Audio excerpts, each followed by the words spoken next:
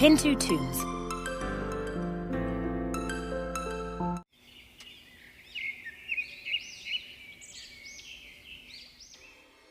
अरे ये कौन हैं और हमारे घर से क्या लेके जा रहे हैं?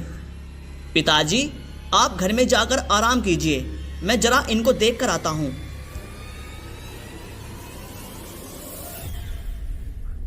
अरे ये क्या? ये दोनों तो उस कुएं में चले गए। ऐसे कैसे हो सकता है? लगता है कुछ राज है उस कुएं में, मुझे जाकर पता करना होगा। इतना कहकर राकेश भी उस कुएं के अंदर चला जाता है। बेटा, मैंने दवाई दे दी है, अब ये दवाई अपने पिताजी को सुबह और शाम देते रहियो। तुम्हारे पिताजी को इन दवाइयों से कुछ राहत मिलती रहेगी। अच्छा बेटा, अब मैं चलता हूँ। इतना कहकर वैद्य जी बाहर चले गए। राकेश उनके पीछे पीछे घर से बाहर गया और उन्हें रोककर बोला, वैद्य जी, पिताजी को आखिर क्या बीमारी हुई है? वैद्य जी, आप पिछले 6 महीनों से पिताजी को दवाई देते आ रहे हो, लेकिन अभी तक इनकी हालत में कोई सुधार नहीं आया। बेटा राकेश, मैं खुद हैरान हूँ कि आखिर तुम्हारे पिताजी को क्या बीमारी हुई है जो ठीक होने का नाम ही नहीं ले रही है। और सच कहूँ तो बेटा, मुझे लगता है तुम्हारे पिताजी को जो बीमारी है उसका कोई इलाज नहीं है, जो अब ठीक हो पाना मुश्किल ही है। अच्छा बेटा, अब मैं चलता हूँ, तुम अपने पिताजी का ख्याल रखना। अच्छा, तो राकेश के पिता को कोई लाइलाज बीमारी हो गई है जो वैद्य जी भी ठीक नहीं कर पा रहे हैं। इसका मतलब जरूर कोई गंभीर बीमारी हो गई होगी। अरे कैलाश भाई, जरा हमें भी चाय पिला दो और साथ में पकौड़ियाँ भी दे देना गरम गरम। कैलाश भाई, आपके पास बकरी का दूध है क्या? नहीं भाई, मेरे पास तो नहीं है बकरी का दूध। वैसे तुम्हें बकरी का दूध चाहिए क्यों भाई? अरे दीनू भाई, मेरे बेटे की तबीयत बहुत ख़राब है। वैद्य जी ने उसे बकरी के दूध के साथ दवा खाने को कहा है, इसलिए मैं बकरी का दूध ढूंढ रहा हूँ। लेकिन क्या हुआ है तुम्हारे बेटे को? पता नहीं भाई, आखिर क्या हुआ है। 1 हफ्ते से ना तो ढंग से कुछ खाता पीता है और ना ही बाहर निकलता है, बस सारा दिन बिस्तर पर पड़ा रहता है। कभी कभी तो बुखार भी बहुत तेज आ जाता है। अरे तुम तो उस राकेश के घर की पास वाली गली में रहते हो ना? हाँ, मैं उधर ही रहता हूँ। तब तो ये होना ही था। और क्या, अभी तो ये शुरुआत है। क्या मतलब है तुम्हारा? मैं कुछ समझा नहीं। अरे अब मैं तुम्हें क्या बताऊं, लेकिन अब मुझसे रहा भी नहीं जाता। मैं इस गांव को ऐसे बर्बाद होते देख भी तो नहीं सकता ना। अरे दीनू भाई, जो भी कहना है साफ साफ कहो ना। ये तुम घुमा फिरा के बात कर रहे हो, मुझे कुछ समझ नहीं आ रहा। अरे क्या तुम्हें नहीं पता? तुम्हारे पड़ोसी राकेश के पिता को कोई लाइलाज बीमारी हो गई है। मैंने खुद अपने कानों से सुना था वैद्य जी को कहते हुए, और इसी वजह से गांव के लोग भी धीरे धीरे बीमार हो रहे हैं। अगर जल्दी से इसका कोई समाधान नहीं किया तो हमारे गांव को बर्बाद होने से कोई नहीं बचा सकता। गांव के लोग अब इस बात से डरने लगते हैं, तो गांव के लोग अपने ही गांव के मुखिया के पास जाते हैं। मुखिया जी, हमारे गांव पर एक बहुत बड़ी परेशानी आने वाली है। मुखिया जी, कृपया आप इस समस्या का जल्द से जल्द समाधान करें। कैसी परेशानी आने वाली है भैया, जिसका तुम्हें पहले से ही पता चल गया? क्या है वो परेशानी? मुखिया जी, मेरी पास वाली गली में एक इंसान एक ऐसी बीमारी से ग्रस्त है जिसका कोई इलाज नहीं है। और मुखिया जी, वह बीमारी बहुत खतरनाक है, जिसके चलते 1 हफ्ते से मेरा बेटा भी बीमार पड़ा हुआ है। हाँ मुखिया जी, इससे पहले राकेश के पिता अपनी लाइलाज बीमारी पूरे गांव में फैलाएं, उससे पहले ही आपको कोई कदम उठाना होगा, नहीं तो हमारे साथ साथ आपको भी इस बीमारी से बहुत ज़्यादा खतरा हो सकता है। क्या वो राकेश का पिता लाइलाज बीमारी से ग्रस्त है? और राकेश तो मेरे घर पे काम करता है, और उसने इतनी बड़ी बात मुझसे छिपाई। तुम सब अपने अपने घर जाओ, मैं कुछ करता हूँ। उसी शाम राकेश मुखिया जी के घर आता है। राकेश, देखो भाई, अब तुम यहाँ काम पर मत आया करो, क्योंकि गांव के सभी लोग आज मेरे पास आए थे और उन्होंने मुझे बताया कि तुम्हारे पिताजी किसी गंभीर लाइलाज बीमारी से ग्रस्त हैं, जिसके चलते गांव के आसपास के लोग भी बीमार हो रहे हैं। इसीलिए गांव के सभी लोगों ने फैसला किया है कि तुम्हें ये गांव छोड़ना होगा। नहीं मुखिया जी, ऐसी बात नहीं है। मेरे पिताजी को कोई लाइलाज बीमारी नहीं है, वो बस थोड़े कमज़ोर हो गए हैं और मैं अपनी गरीबी के कारण उनका सही जगह पर इलाज नहीं करवा पा रहा और इसीलिए वो अभी ठीक नहीं हो पाए हैं।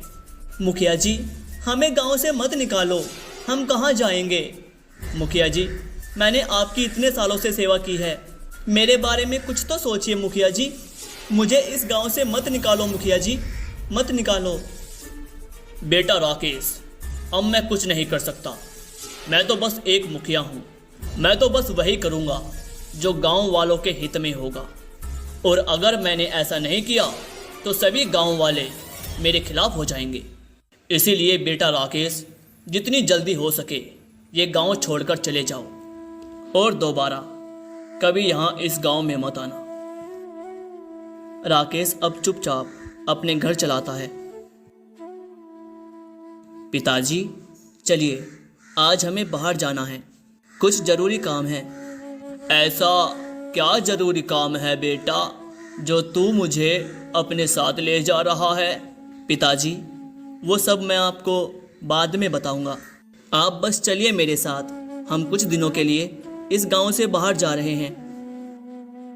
राकेश अब अपने पिता को लेकर अपने गांव से चला जाता है और 3-4 गांव छोड़कर एक सुनसान खाली जगह पर झोपड़ी बनाकर वो रहने लगता है। अरे राकेश बेटा, अब तो तू मुझे बता कि तू मुझे अपना गांव छोड़कर इतनी दूर यहाँ क्यों लेकर आया है? क्या है तेरा काम? और बेटा, तेरे काम को ख़त्म होने में कितना दिन लगेगा? और बेटा, हम घर कब जाएंगे? पिताजी, सच तो ये है कि अब हम कभी भी अपने गांव वापस लौटकर नहीं जा पाएंगे, क्योंकि गांव वालों को लगता है कि आपको कोई गंभीर और लाइलाज बीमारी है जो गांव में फैलने लगेगी और वो बाकी गांव के लोगों को भी बीमार कर देगी। इसीलिए गांव वालों ने मुखिया जी से कहलवाकर हमें गांव से बाहर निकलवा दिया है। इसलिए अब हम वहाँ नहीं जाएंगे, अब से हम यहीं रहेंगे और अब से यही हमारा घर है। पर बेटा, यहाँ पर तू कैसे रहेगा? यहाँ पर क्या काम करेगा? वहाँ पर तो तू मुखिया जी के यहाँ पर काम कर लेता था, लेकिन यहाँ पर तो कोई है भी नहीं आसपास। बस यहाँ से बहुत दूर चारों ओर घने जंगल हैं। पिताजी, आप चिंता मत कीजिए, जंगल के उस पार एक गांव है जहाँ रोज बाजार लगता है। अब मैं रोज जंगल से लकड़ियाँ काटकर वहीं बाजार में बेच आया करूँगा, और जब मेरे पास अच्छे पैसे हो जाएंगे तो मैं आपका एक अच्छी जगह इलाज कराऊंगा। अब आप बस आराम करो, बाकी सब मैं देख लूँगा। राकेश अब रोज जंगल जाता और वहाँ से सूखी लकड़ियाँ काटकर उन्हें बाजार में ले जाकर बेच आता। पिताजी, मैंने एक वैद्य जी के बारे में पता किया है जो कि बहुत प्रसिद्ध है, और वो जंगल के उस पार जो गांव है ना, वहीं पर रहते हैं। चलिए आज मैं आपको उनके पास लेकर चलता हूँ। मुझे विश्वास है वो आपको ज़रूर ठीक कर देंगे। राकेश अब अपने पिताजी को उन वैद्य जी के घर पर ले आता है। नहीं, मुझे तो कुछ भी समझ नहीं आ रहा कि आपको क्या बीमारी है, लेकिन मैं कुछ दवाई दे रहा हूँ, इन्हें खाते रहना। इनसे आपको नींद अच्छी आएगी और दर्द और बेचैनी नहीं होगी। पिताजी, वैद्य जी ने जो दवा दी है उसे आप समय पर लेते रहना, और जल्द ही मैं शहर के किसी अच्छे से अस्पताल में आपको ले जाकर आपका इलाज कराऊंगा, जहां आप बिल्कुल ठीक हो जाएंगे। राकेश जब अपने पिता के साथ अपने घर के पास पहुंचा तो उसने देखा कि दो सैनिक उनकी झोपड़ी से कुछ ले जा रहे हैं। अरे ये कौन हैं और हमारे घर से क्या लेके जा रहे हैं? पिताजी, आप घर में जाकर आराम कीजिए, मैं जरा इन्हें देख कर आता हूँ। अरे ये क्या, ये दोनों तो उस कुएं में चले गए। ऐसा कैसे हो सकता है? लगता है कुछ राज है उस कुएं में, मुझे जाकर पता करना होगा। राकेश भी उस कुएं के अंदर चला जाता है। अरे ये क्या, ये तो कोई दूसरी ही दुनिया जैसी लग रही है। कहीं मैं कोई सपना तो नहीं देख रहा। और ये आलीशान महल, ये तो राजा महाराजाओं का महल हो सकता है। चलो अंदर जाकर देखता हूँ। इतना कहकर राकेश महल के अंदर चला जाता है। अरे ये क्या, ये तो सचमुच कोई राजा है और आसपास सैनिक भी हैं। कौन हो तुम और कहाँ से आए हो? महाराज, मैं उस कुएं के रास्ते से आया हूँ। मैंने देखा कि दो सैनिक मेरे घर से कुछ सामान लेकर इस कुएं के अंदर से होकर यहाँ आए हैं, तो मैं भी उनके पीछे पीछे यहाँ चला आया, ये जानने कि वो लोग कौन हैं और मेरे घर से क्या लेके आए हैं। अच्छा, तो वो तुम्हारे घर से भोजन लाए हैं? ओ अच्छा, तो ये बात है। फिर तो कोई बात नहीं, आप अपनी पुत्री के लिए जब चाहें तब हमारे घर से भोजन ले जा सकते हैं महाराज। क्या सच में तुम हमें भोजन देने के लिए तैयार हो? हाँ हाँ महाराज, हम आपके सैनिकों को जरूर भोजन देंगे जब भी वो हमारे पास आएंगे।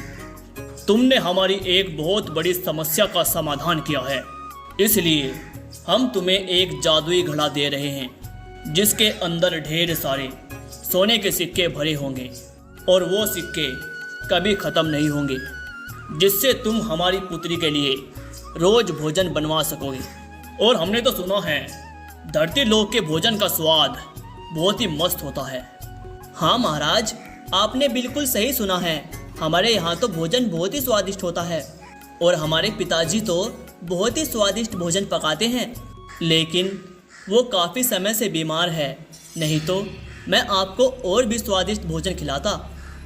क्या तुम्हारे पिताजी बहुत ही स्वादिष्ट भोजन पकाते हैं?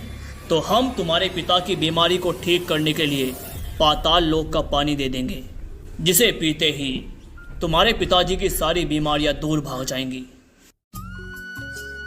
अब राकेश वह जादुई घड़ा और वह दिव्या पानी लेकर अपने घर लौट आता है और घर जाते ही वह दिव्या पानी अपने पिताजी को पिलाता है। अरे वाह बेटा कमलेश, अब तो मुझे सब कुछ ठीक लग रहा है। मेरी तबीयत तो अब बिल्कुल ठीक लग रही है। तभी राकेश अपने पिता को सारी बात बताता है और राजा का दिया हुआ जादुई घड़ा भी अपने पिता को दिखाता है। राकेश और उसका पिता दोनों मिलकर स्वादिष्ट खाना बनाते और पाताल लोक के राजा को भिजवा देते।